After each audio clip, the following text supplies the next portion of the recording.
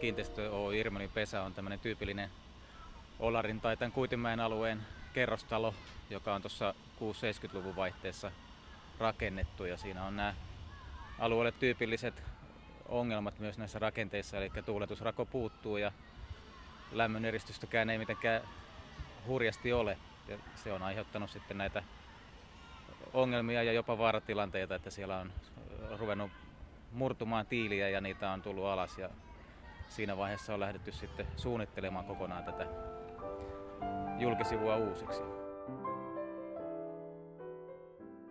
Koko tämä homma lähti liikkeelle siitä, että tässä ikkunasaneerauksen jälkeen, joka me tehtiin, niin lähdettiin sitten saumaamaan noita tiilikenttien ja elementtipilareiden välisiä saumoja. Ja saumausurakoitsija totesi siinä vaiheessa, että nämä tiilet on nyt siinä kunnossa, että tässä on turha enää saumata, että nyt täytyisi kyllä ruveta valmistelemaan jo kokonaan saneerausta, ja silloin isännöitsijä heräsi ja rupesi tekemään suojauksia tuohon alas ja otti meihin yhteyttä, että ruvetaan tekemään kokonaan uusiksi tämä suunnittelu. Suunnittelussa meillä oli 2 vaihtoehtoa. Oli tietysti tämmöinen ihan perinteinen muuraaminen, niin kuin on paljon tällä alueella tehty, ja sitten lisäksi isännöitsijän kanssa oltiin tutkittu näitä vaihtoehtoisia menetelmiä, ja tämä stonelihan sieltä tuli esille, ja sitten käytiin niitä teknisiä reunaehtoja, eli tällä saatiin lämmöneristystä lisättyä sinne, tuuletusrako tehtyä ja kaikki tämä ilman, että julkisivun ulkonäkö sinänsä muuttuu, eli seinämän paksuudet pysyy ennallaan. Ja me tehtiin siitä myös sitten kustannusarvio tai tämmöinen laskelma, ja todettiin, että se menee kaiken järjen mukaan jokseenkin yksin kustannuksiltaan, ja toisaalta sitten tämä työn kesto on lyhyempi tällä stonelilla, että oltiin varauduttu 2 kesäkauden aikana tekemään se perinteinen työ, mutta tämä saadaan nyt yhden kauden aikana valmiiksi. Pääsuunnittelijana tämä toteutus on ollut siinä mielessä mielenkiintoinen ja hyvä, koska me ollaan saatu paljon apua tuolta stonelin päästä myöskin näihin detaljien ratkaisemiseen, ja siellä on joustavasti suhtauduttu siihen, että tässä on kuitenkin tarkkaan täytynyt säilyttää tämä arkkitehtoninen ilme. Ja rakennusvalvonnasta me tiedettiin heti, että ei tulla pystymään muuttamaan tätä nykyistä ilmettä, ja siinä on sitten loppujen lopuksi onnistuttu varsin hyvin. Profilpop Consulting Oy on Lauttasaaressa toimiva 45 hengen insinööritoimisto. Me tehdään suunnittelua, valvontaa ja projektinjohtoa etupäässä asuinrakennusten korjaushankkeissa. Ehkä suurin toimialue on putkilinjasaneeraukset, mutta nämä julkisivusaneeraukset on myöskin ihan yhtä vahvalla sijalla meillä. Meillä on sekä LVI, sähkö- että rakennustekniikka edustettuna saman katon alla.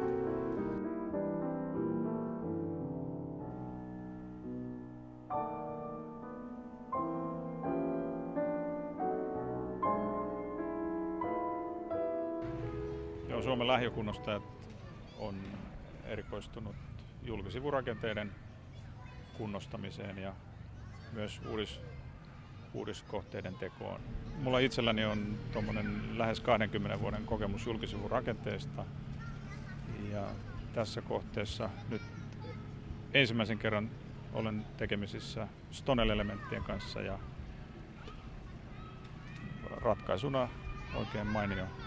Tämä Stonel-rakenne on hyvä tapa kunnostaa vanhoja tiilirakennuksia, jos halutaan lisää lämmön eristävyyttä ja lämpötaloutta parannetaan. Tämän vanhan muuratun rakenteen purkaminen ja sen jälkeen tapahtuva lisälämmön eristyksen ja pinnan asentaminen käy nopeasti. Tämä uusi julkisivurakenne vastaa hyvinkin tuota vanhaa julkisivurakennetta ulkonäöllisesti.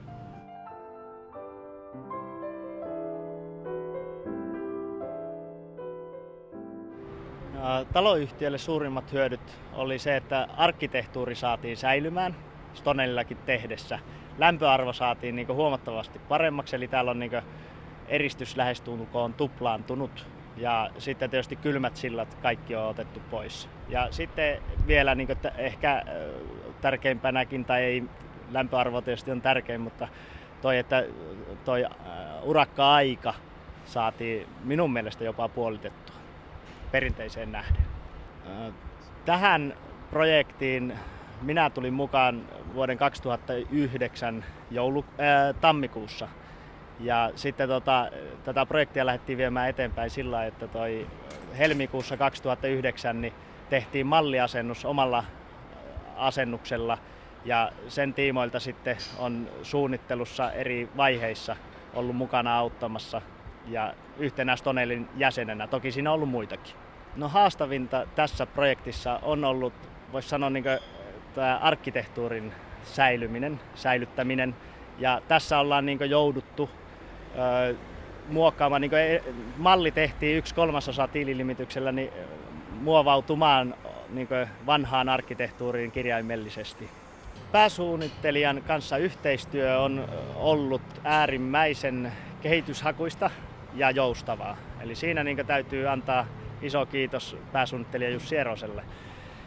Ja sitten erilaisten vaiheiden jälkeen niin tässä on, tai voisi sanoa, että tämän kaiken lopputuloksena niin on sitten tämä, että on päädytty toteuttamaan urakka Stonellilla.